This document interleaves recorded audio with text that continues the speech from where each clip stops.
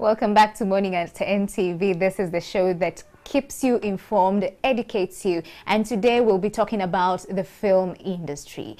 Just ahead of the show, we were highlighting the challenges that filmmakers face in this particular industry, and right now we are here to dissect it with a filmmaker who's been there for quite a long time. Nana Kaga, welcome to the show. Thank you so much. I'm just happy to be here.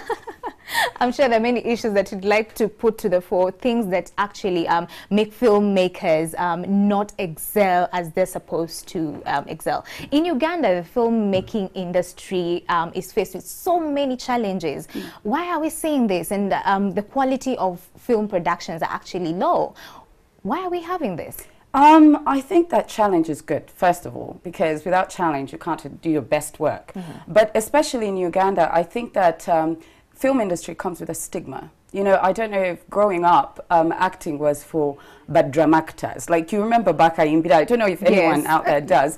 And so you grew up being discouraged from acting. So we're a little late, I would say, in a few decades in catching up with our counterparts in Nigeria, South Africa, that sort of thing.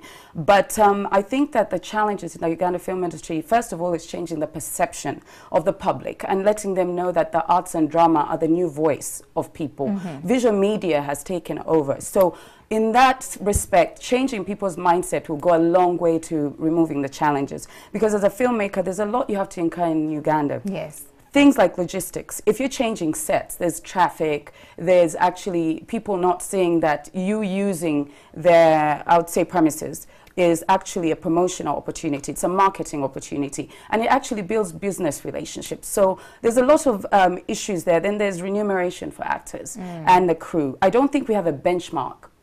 So it depends on how kind the filmmaker is feeling that day. And they'll say, you know, I'll give you this much or I'll give you that little. And then it sort of, once someone doesn't value the work you do, it sort of strips away from you. Filmmaking is actually a whole like thread.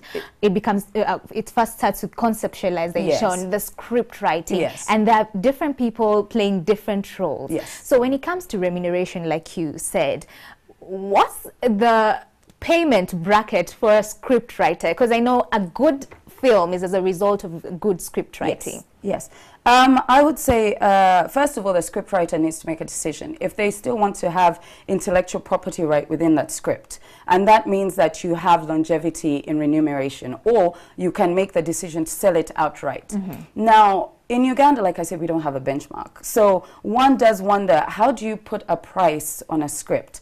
It's basically, it then goes back, which it really shouldn't. It goes back in what you have to spend on the film, okay? And then you break it down to logistics, crew, cast, wardrobe, makeup. So then you work backwards to what you give the scriptwriter. Here, at least, that's the way it works. In other countries, for those brothers of ours that have, you know, gone further than we have, it actually is how good your agent is at negotiating. Oh, wow. And the vision of how they say it. Sometimes you sell a script and you sell it outright. Then the person you've sold it to will make part 1, part 2, part 3, and part 4. And you don't have to be part of the script writing process. Wow. They'll bring in another team. So let me ask you, in Uganda, how much roughly is a script writer paid? I don't know. I write my own scripts. Yeah? I actually do. Yourself as a producer, how much do you pay people? I like to pay people as much as I can and on time. Because we forget that actors do a job for us, and it is not like, it doesn't have to be technical, but it combines a lot of things. So I like to look at people, their journey, their discipline, what they've done to get there, because by the time you go to get an actor, they come with a certain amount of clout. There's certain people that you actually don't audition. You bring into a room and you lay, I like to lay my cards on the table depending on the budget I have, and I say to, let's say Cleo, I'll say, you know, first of all, she's been there, she's done her work, what we call it, paid her dues. So I will go up to Cleo and I say, you know, my budget is like this, but out of that budget, I can take out a chunk of this much money and I'll pay it in these installments, or half up front and half after. And I try to stick to that. So with established actors, normally it is based off what the budget I have, which it really shouldn't, because there should be a certain set fee for an actor, for a supporting actor, for an extra, for the crew, the DOP. None of that is structured here. So again, it's like, you can walk in, I say, I'll give you 5,000, will you do it? And one, it depends on A, how much you believe in the project, B, how established the producer is, and C, how desperate you are. Oh, wow. Yes. Oh, wow. And the other thing that came to the fore, we were having a discussion just before we came on. Yes. And you're saying that many a times when it comes to the crew, yeah. they really don't know where the roles start and where the roles end.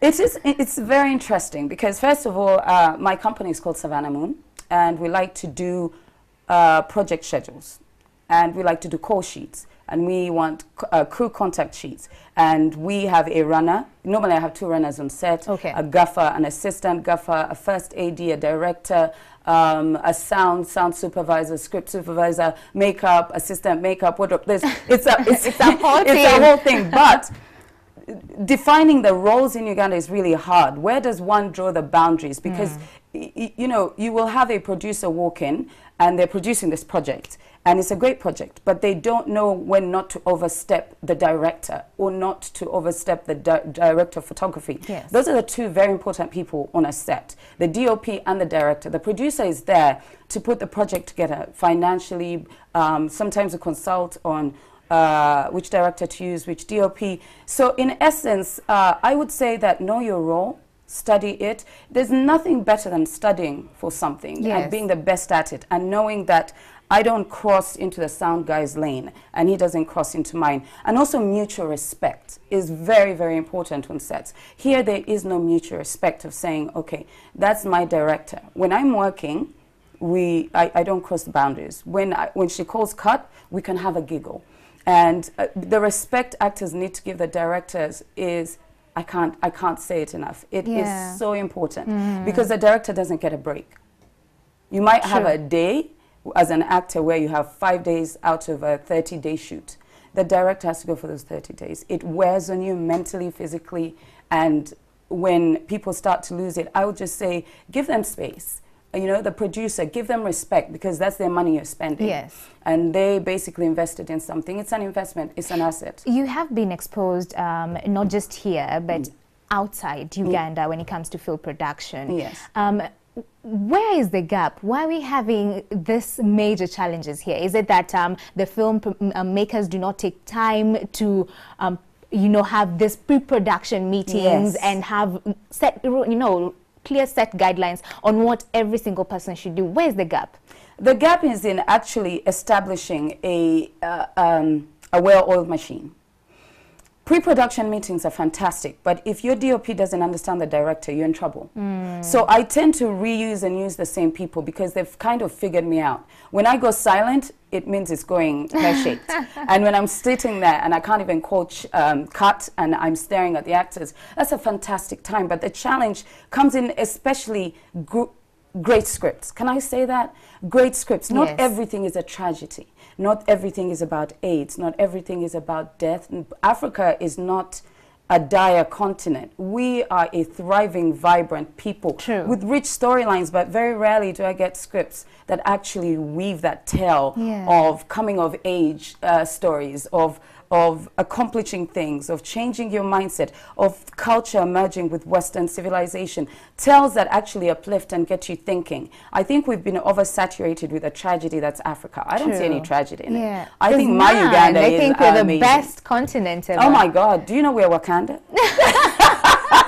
Speaking of Wakanda, speaking of Wakanda, we were having a discussion about the government regulating the film space. Yes. And people from outside coming to film in Uganda, and you actually say that with Wakanda, Uganda didn't benefit as much as it was supposed to do. What went wrong? Sadly, I think that our people, again, money is at the forefront of everything. I think we forget that when people come in and they say we want to shoot here, there's a lot of value in that happening on home soil. If it's a story about Uganda, I feel like a body should be established that encompasses first of all, the body should have strategy and it should have vision. And in doing so, then you have to go back and say, okay, this is what we want to accomplish. How can we get it done? Which means you have to give people tax breaks. And basically, tax breaks are the biggest thing. First of all, we're a very cheap location to shoot. In Uganda, the fees for location shooting are quite reasonable. Not for me, yes, but those guys over there.